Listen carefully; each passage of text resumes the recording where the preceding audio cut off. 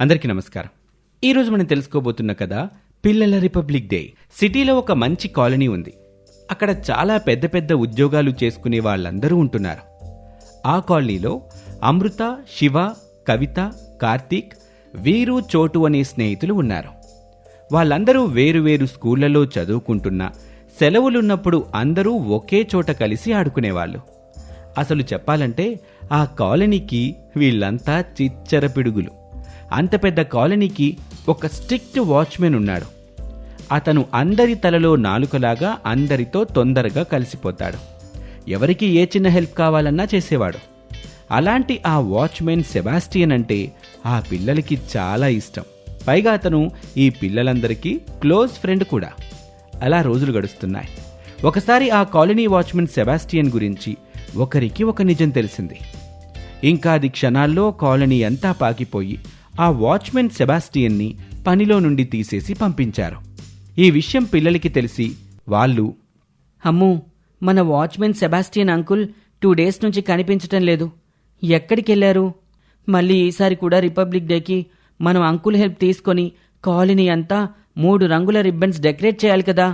కానీ ఇంకా Sebastian uncle మళ్ళీ మన కాలనీకి రారు కదా. నీకు తెలీదా ఈ విషయం? నాకు తెలీదే. ఏమైంది అంకుల్కి? అంకుల్కి ఏమీ కాలేదు. కానీ పాపం మన సెబాస్టియన్ అంకుల్ తన లైఫ్కి సంబంధించిన ఒక సీక్రెట్ని దాచిపెట్టారంట ఇక్కడికి వాచ్మెన్ జాబ్ కోసం వచ్చినప్పుడు. అది ఇప్పుడు అందరికీ తెలిసిపోయేసరికి అంకుల్ని పనిలో నుండి తీసి పంపించేశారు. సీక్రెటా? ఏం సీక్రెట్ అది? అంకుల్ మన కాలనీలో జాబ్కి రావడానికి ముందు జైల్లో 5 years శిక్ష అనుభవించి వచ్చారంట. ఏదో తప్పు చేశారని కోర్టు అంకుల్కి 5 years శిక్ష వేసిందంట. అలా శిక్ష పూర్తయ్యాక డైరెక్ట్గా మన కాలనీకి వచ్చి ఇక్కడే వాచ్మెన్గా జాయిన్ అయ్యారంట. ఈ విషయం దాచిపెట్టి మన కాలనీ వాచ్మెన్గా చేరారని అంకుల్ని అందరూ కలిసి జాబ్ మాన్పించి పంపించేశారు. కానీ అందులో అంకుల్ తప్పే ఉంది. అది ఆయన పర్సనల్ విషయం కదా. అంకుల్ ఇక్కడికి వచ్చి 2 years పైనే అవుతుంది. ఈ టైంలో ఎప్పుడైనా ఆయన ఏ తప్పు చేయలేదు కదా. పైగా మనందరినీ అంకుల్ ఎంతో బాగా చూసుకుంటారు కదా. ప్రతి రిపబ్లిక్ డేకి, ఇండిపెండెన్స్ డేకి అంకుల్ తన డబ్బులతో కాలనీ అంతా డెకరేట్ చేసేవాళ్ళు కదా. అంత మంచి పర్సన్ ఆయన అంటూ వెళ్ళిపోయిన తమ సెబాస్టియన్ అంకుల్ గురించి చాలా పెద్ద చర్చ నడుస్తుంది వాళ్ళందరి మధ్యలో. అందుకే ఆయన ఎక్కడ ఉన్నాడా అని స్కూల్స్ డుమ్మా కొట్టి మరీ వెతుకుతూ ఉంటారు పిల్లలందరూ. చివరికి చోటు చిలుక సెబాస్టియన్ అంకుల్ జాడని కనిపెట్టింది. అదే విషయాన్ని పిల్లల దగ్గరకు వచ్చి చెప్తుంది.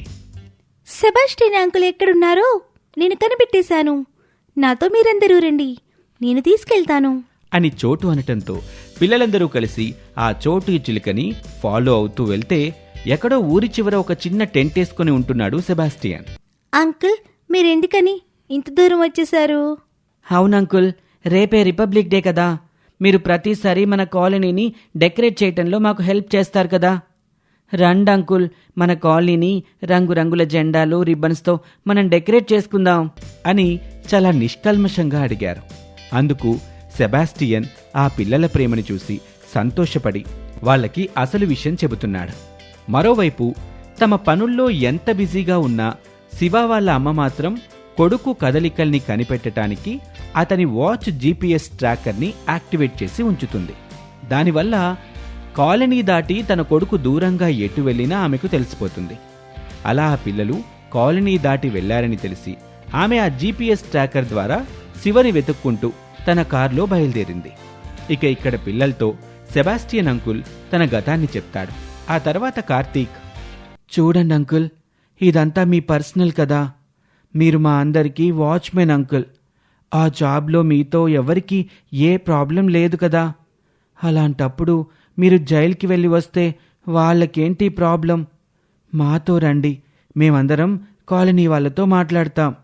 మనం మళ్ళీ ఎప్పట్లాగానే ఈ రిపబ్లిక్ డేని కూడా హ్యాపీగా సెలబ్రేట్ చేసుకుందాం అని పిల్లలు మళ్లీ సెబాస్టియన్ని తమతో రమ్మని కన్విన్స్ చేస్తూ ఉండగా శివ వాళ్ల అమ్మకారు అక్కడికి వచ్చి ఆగుతుంది. కారులో నుండి కోపంగా దిగుతూ, పిల్లలు, మీరందరు ఇక్కడికి ఎందుకొచ్చారు? అతను ఒక క్రిమినల్. అతన్ని మన కాలనీలోనే వద్దని మేమందరం పంపించేస్తే మీరతన్ని వెతుక్కుంటూ ఇంత దూరం వచ్చరా? పదండి వెళ్ళిపోదాం అని తల్లి అన్న మాటలకి అక్కడున్న పిల్లలందరికీ కోపమొచ్చింది.